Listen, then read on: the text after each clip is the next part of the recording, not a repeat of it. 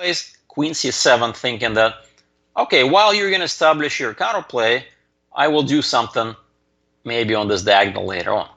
But turns out that the queen is actually misplaced, and Magnus shows a remarkable positional idea. First, he plays rook fc1.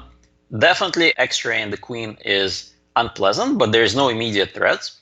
And so Fabi simply plays knight b6. And the idea of knight b6 is actually quite deep. It's well known that to get to the e4 square, it's not enough just to have this knight. You want to get the second knight there. Once both knights are eyeing e4, then it's going to be extremely annoying. Plus, the knight on d6 does help against the b4, b5 push. But tactically, guys, Magnus definitely has seen this idea, and he anticipates that. b4, very good move. Rook a8, okay, getting ready for the minority attack. Thus, you're stopping the b5 because after pawn takes, there is a little bit of pressure. Now, Magnus changes his idea. a5, knight c8, and at first it looks like, oh, I know what he wants to do. He simply wants to plop the knight on c5. But surprisingly, this is not what he wants to do, because after knight d6, the queen side is utterly locked, meaning that white has nowhere to break, and black will slowly unleash his kingside counterplay. You may wonder how. Well, knight f to e4, as I mentioned, and maybe even f5, potentially preparing g5 with lots of play. This king eventually finds himself under the attack. Nope, that's not his idea.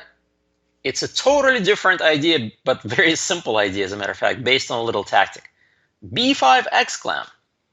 Well, at first it looks like a pawn sack, but in reality, everything makes sense. Every move until now made perfect sense. It's all about timing. The queen is misplaced on c7, and after pawn takes, knight takes, white achieves his strategic goal. But queen's gambit positions are notoriously hard to crack. As Fabi says, I'm just going to play queen d8. You have a weakness, I have a weakness. My knight may still end up here. Good luck breaking through. Magnus still has a pretty serious work ahead of him to really punish black. So knight c3, he starts his regrouping. Knight d6, queen b4, all logical moves are by both sides. Queen e7, connecting the rooks. a6, very nice idea. He realizes that these two pawns are pretty much equivalent in terms of weaknesses. By trading them, he's going to get to the c6 pawn. So pawn takes, rook takes, bishop takes. Well, if you look at a lot of classic games, especially Karpov games and Petrosian, they usually have this kind of position. Their king is safe, c6 is weak, but it's not enough to really win the game. Fabi digs in. Rook a8, first kicking the bishop. Bishop f1, safe square, and now knight to c8. He doesn't actually mind the queen trade. That's the funny thing, guys.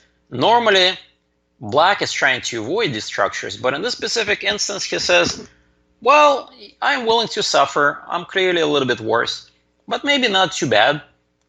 My only one weakness is the pawn on c6. You still have a lot of work. And Magnus decides to spice things up. Now, obviously, this is a safe route. He may not win, but he's definitely pressing risk-free. He keeps the queen on the board.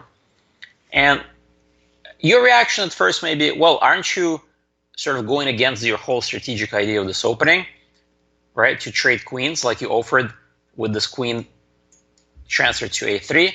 But I would say that this position is slightly different. And the reason is the king is always going to be safe for white.